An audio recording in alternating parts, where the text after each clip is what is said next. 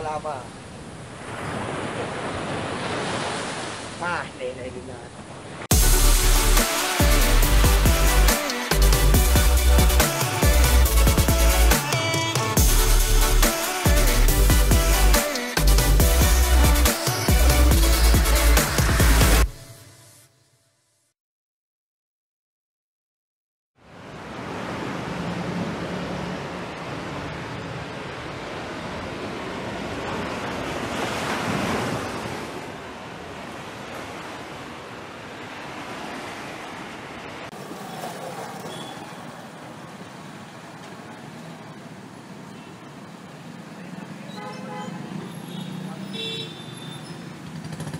Oke, selamat pagi teman-teman ya.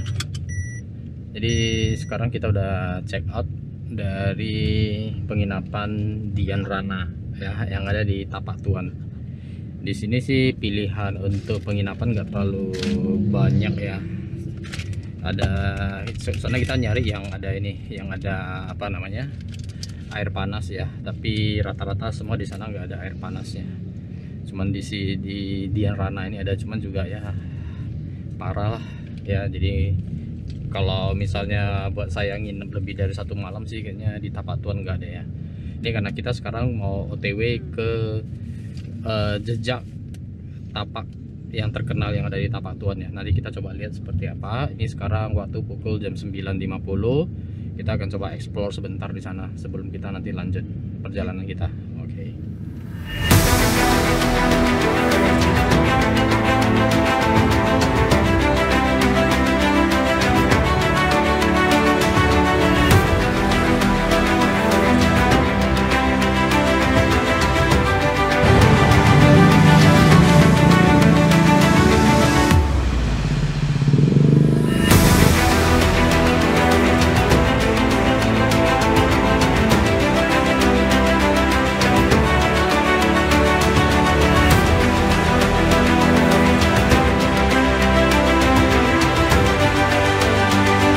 Oke, akhirnya sekarang kita sudah sampai di Tapak Tuan ya. Sejarah Tapak Tuan di sini dia ada ininya sih, ada kayak ceritanya ya di tugunya. Tugunya itu ada gambar. Kok ada kasur ya? Jadi jelek. Itu sebenarnya dia ada tapaknya ya. Ada tapaknya. Jadi di sini dia ada kayak sejarahnya ditulis di sini. Ya, karena sih itu jejak itu adalah tapak kaki manusia biasa tapi yang bisa ngubah diri jadi raksasa ya, bisa ngubah diri jadi raksasa di sini. Pada suatu hari ada 2 naga raksasa dari Cina menemukan bayi perempuan hanyut di tengah laut. Mereka merawatnya hingga dewasa. Pantesan di sini ada patung naganya ya, dan di sini namanya Kota Naga. View-nya sih langsung di tepi pantai nih, tapi ombaknya sih gede banget.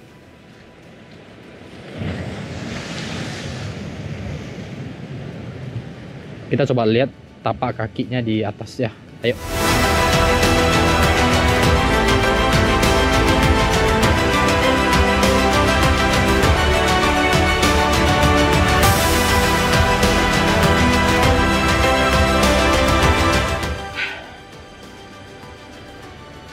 Jadi kita udah capek-capek ya sampai ke atas. Ini sampai udah mau muntah ya. Ternyata tutup. Jadi nggak bisa foto sampai ke tapak kakinya, hanya bisa lihat dari atas. Itu pun kelihatannya hanya sebagian ya, hanya setengahnya aja. Ditutup, nggak tahu kenapa, mungkin karena ombak terlalu gede ya, takut kesapu sama ombaknya. Capek banget. Ini kita udah paling atas sih, ya kelihatan di bawah dikit doang, foto pun juga nggak kelihatan. Dan tadi kita parkir di bawah pun orangnya nggak ngasih tahu kalau tutup. Jadi kita dibiarinnya naik ke atas rame-rame. Ada rombongan yang satunya lagi. Mengecewakan. Capeknya itu yang nggak tahan. Tinggi banget. Pemandangannya hanya segini. Seputar ini. Ya. Nggak kelihatan.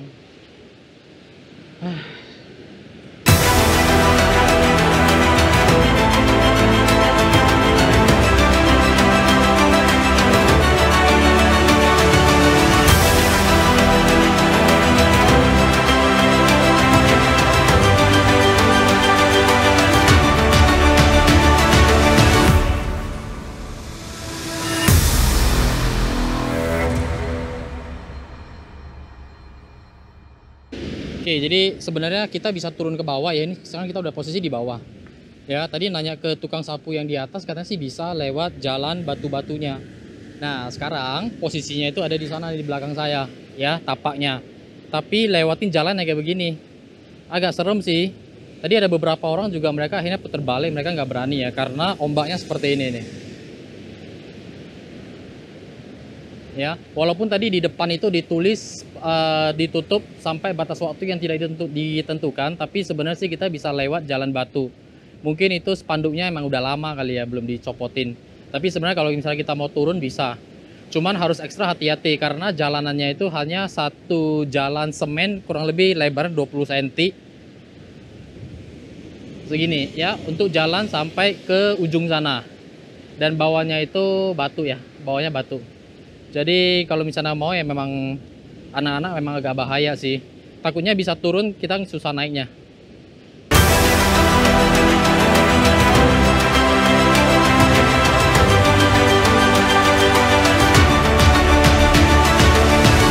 Oke, akhirnya ya tadi sempat turun ke bawah buat ngambil gambar, foto, tapi akhirnya sama penjaganya katanya sih nggak boleh disuruh naik lagi ya karena ombaknya memang tinggi sekali. Oke, jadi ini sekarang kita udah selesai ya di Tapak Tuan. Sekarang kita mau lanjut lagi ke Provinsi Sumatera Utara, masih lewat jalur lintas barat meninggalkan Provinsi Aceh menuju satu lagi lokasi yang lagi viral banget ya di sosial media. Oke, jadi sekarang kita langsung mau jalan. Oke, sampai ketemu di Sumatera Utara.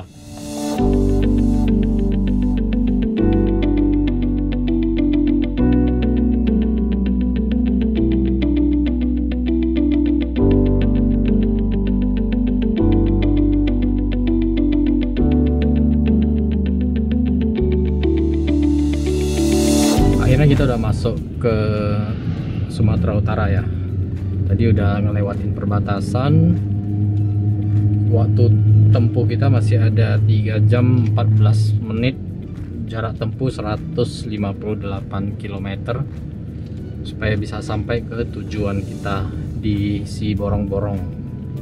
Ya, jadi hari ini, malam ini kita nginepnya di Siborong-Borong. Kalau mau bablas sampai ke Padang Sidimpuan kejauhan ya. Ini soalnya sekarang udah 4:30.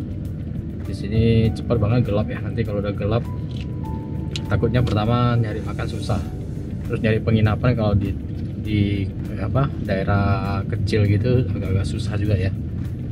Ya udah, jadi sampai ketemu di Siborong-Borong ya.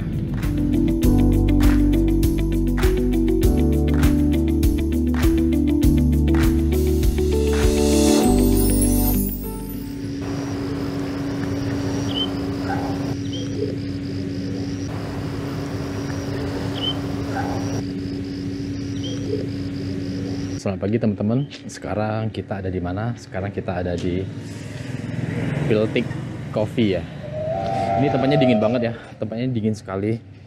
Jam segini ini masih pagi karena kita nginep di sini. Jadi kita dapat breakfast ya. Di sini nggak ada nginep sih untuk sekarang. Jadi kalau teman-teman pengen nyoba tempat penginapan di sini yang dingin banget, bisa bookingnya itu di Traveloka. Kayaknya sih cuma hanya ada di Traveloka ya. Kalau di Pegi-Pegi sama di tiket.com itu banyakan kalau kita search itu tempatnya kosong ya. Nah, ini penginapannya sederetan ini sih tuh ya. Jadi kita ngambil yang family room itu di belakang ya. Family room itu dia ada tempat tidur gede 1 sama bunk bed 2, jadi cocok untuk keluarga 4 orang dan semua 4-4-nya itu dapat breakfast. Cuman minusnya di sini nggak ada wifi ya, dan nggak ada AC. AC sih nggak perlu lah, di sini dingin banget sih ya. Dan cafe di sini dia baru buka jam 12 siang sampai nanti jam 9 malam. Habis itu gerbangnya juga ditutup. Nggak tahu kalau yang tinggal di sini kalau keluar dari penginapan ini ya, nanti baliknya seperti gimana nggak tahu juga. Kayaknya nggak ada yang jaga juga sih. Ini sekarang kita mau breakfast dulu karena kita dapat breakfast 4 orang.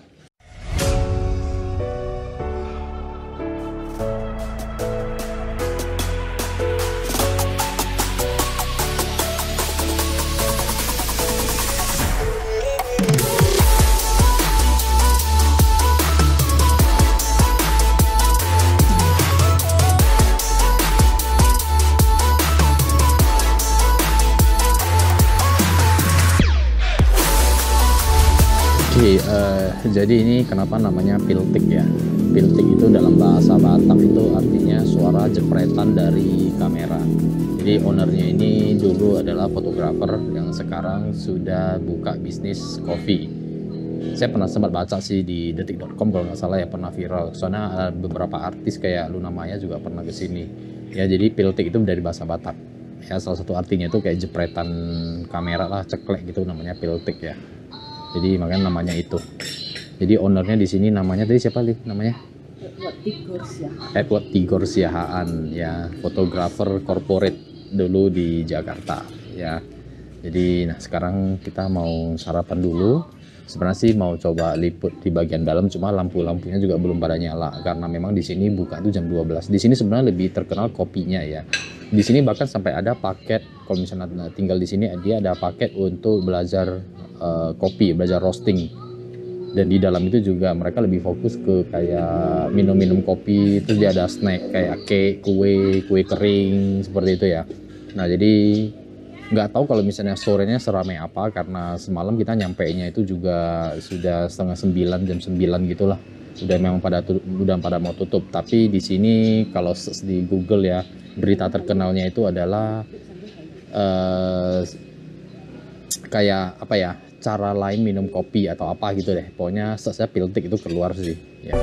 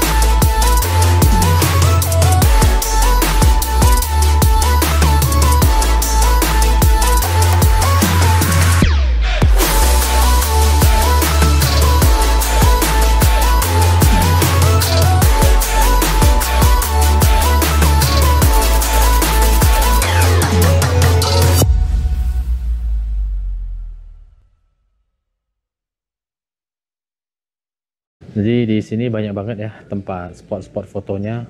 Jadi kalau teman-teman yang suka foto terus mampir ke sini buat ngopi ya cocok lah di sini ya.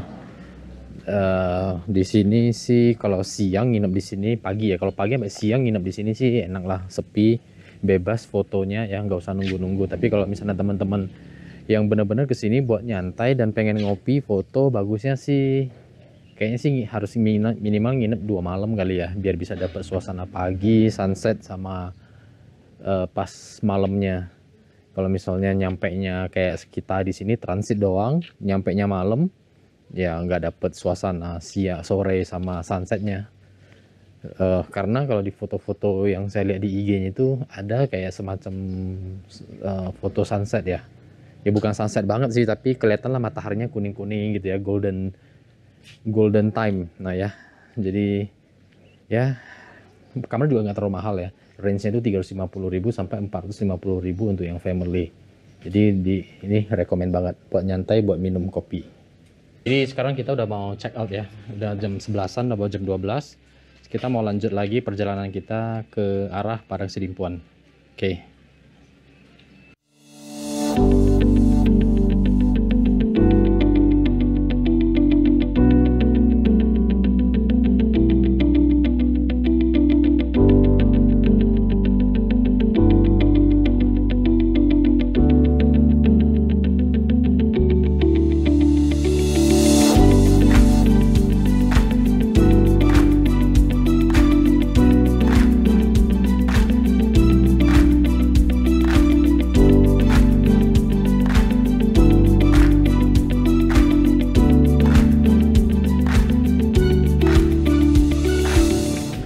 Oke, jadi sekarang kita sudah mau lanjut ya perjalanan kita ke Padang Sidimpuan, melewati jalur barat, lintas barat Sumatera ya, semakin turun ke bawah.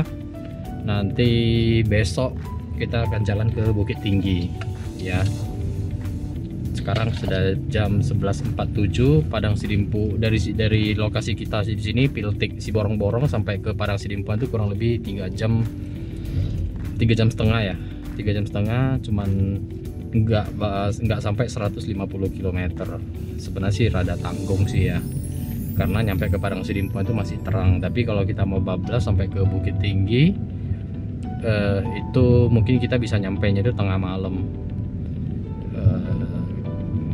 Jadi besok aja lah ya. Jadi kita istirahat dulu di Padang Sidimpuan sambil mengulur waktu, karena saya ada paket yang saya tunggu di Bukit Tinggi ya.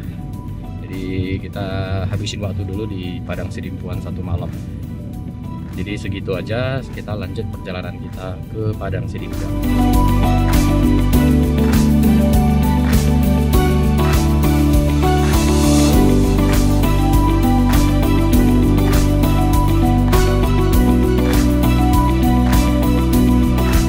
Ini kita perjalanan arahnya ke Padang Sidimpuan ya, dari Siborong-Borong.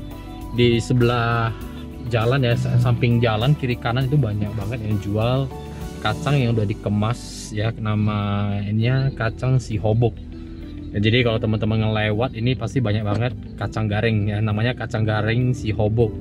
Nah dulu kita lewatin jalur ini, kita juga udah pernah beli ya. Kacangnya sih enak ya. Dan itu dijamin tidak akan melempem, soalnya mereka packingannya itu di vakum, jadi cocok juga buat oleh-oleh. Jadi sekarang gini, kita pas lewat baru ingat, oh ini dulu pernah makan nih kita ya. Jadi sekarang kita beli lagi. Jadi teman-teman kalau ada lewat jalur ini boleh dicoba lah ya, kalau yang misalnya yang belum pernah coba. Jadi dia kemasannya mulai dari yang kecil sampai yang modelnya kaleng gede gitu loh ya, modelnya kayak drum minyak gitu. Dan harganya itu kalau yang kecil tadi berapa nih? 5.000. 5.000. Kalau yang sedang 20.000. Yang kaleng berapa ya? Nanya 200 ya? 200.000. Tapi kalau yang kaleng itu sih makan sampai kena tipes kali ya. Jadi belinya kecil-kecil aja, jadi kalau udah dibuka juga yang nanti nggak melempem sih yang lainnya. Kalau beli yang terlalu gede, makan yang nggak habis, dibuka takutnya nanti melempem. Jadi segitu aja ya, nanti kita coba lihat arah ke Padang Sidimpuan ada apa-apa aja, nanti kita cerita-cerita lagi, oke?